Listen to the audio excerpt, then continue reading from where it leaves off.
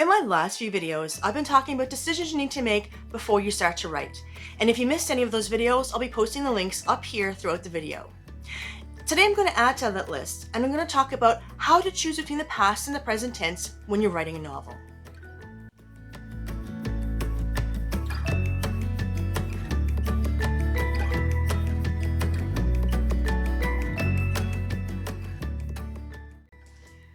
To be or to have been?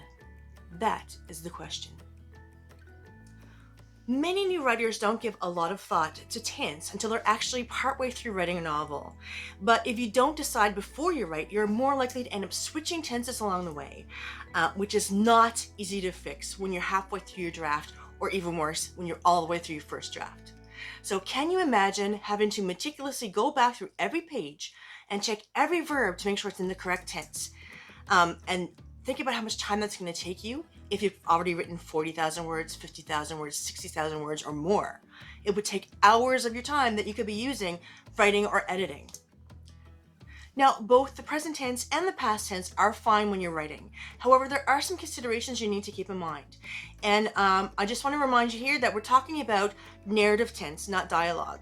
In your dialogue, your characters are going to use whatever tense is working for whatever they're talking about. So we're talking about their narration in between the dialogue. Now, the past tense can talk about any events that happened in the past. So it could be something that happened before another event, something that happened after another event, something that happened during another event. So it's really flexible. The present tense, however, is all about the here and now. It's less flexible and it's more action-based. And you'll see it often used in screenplays. And that's the tense you see pretty much when you're watching movies, hence why it's used in screenplays. Of course, it's different in novels because you can get a lot of the characters' internal dialogue, so you don't need to see that constant action. The past tense is more widely used, and it's an accepted convention for writing novels. Why? Because it's more natural to tell stories that way.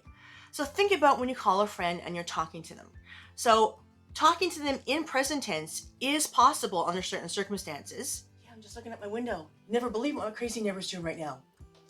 What do you mean spying? But the past tense is more natural because chances are you'll be talking to them about things you've done that day, what you've seen, things you've heard. So it's going to be mostly in the past tense.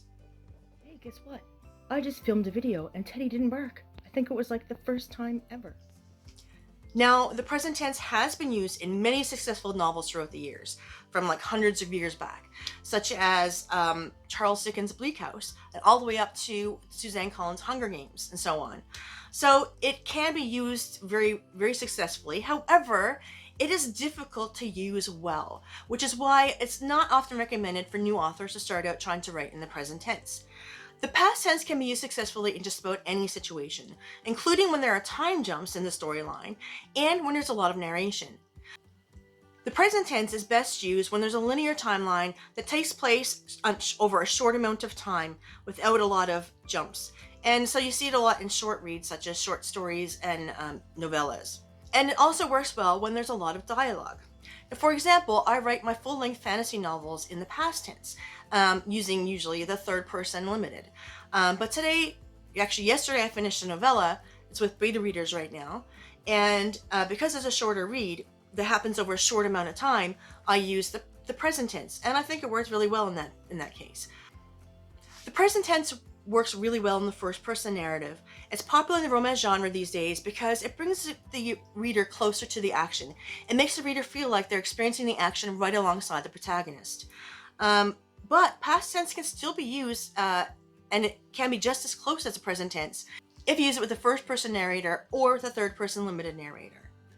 Now, because the past tense is less problematic and easier to use, many writers recommend that if you're having trouble deciding which tense to use, go with the past tense. So you can get a sense for what the present tense and the past tense both feel like in a first-person narrative novel. I'm going to read to you from two different romance novels. The first one is Us by Sarina, Bowen, and Elle. It's the sequel to my very favorite one, which is Him, also written by Sarina, Bowen, and Elle. And this novel is written in the present tense with the first-person narrator.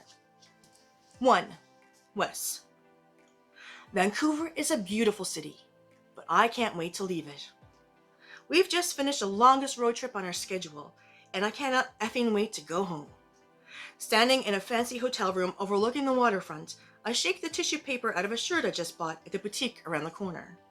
Since I've been living out of my suitcase for so long, I'm out of clean laundry. But this is a great shirt, and it looked at me as I passed the storefront on my way back from signing autographs at a charity luncheon. I unbutton it and slip it on. In the hotel mirror, I check the fit, and it looks fine. Great even. The cotton is a fine weave, and there's a lime green checked pattern shot through the fabric. It's very British, and the lively color reminds me that it won't always be February.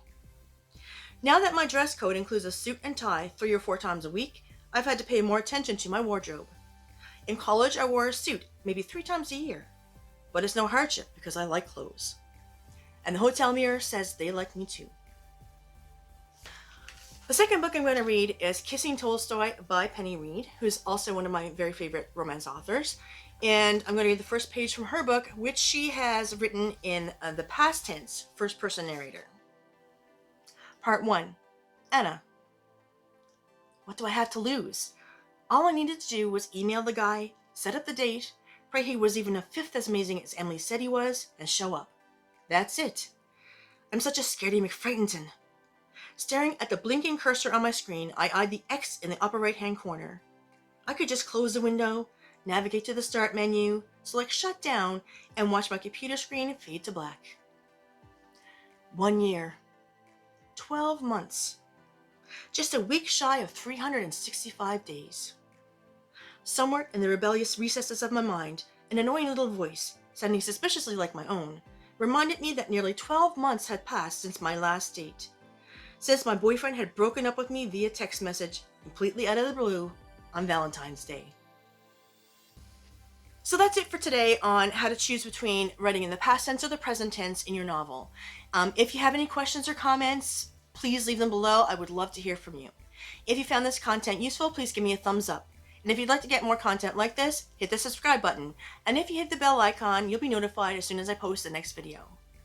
Thank you for watching, and see you next time.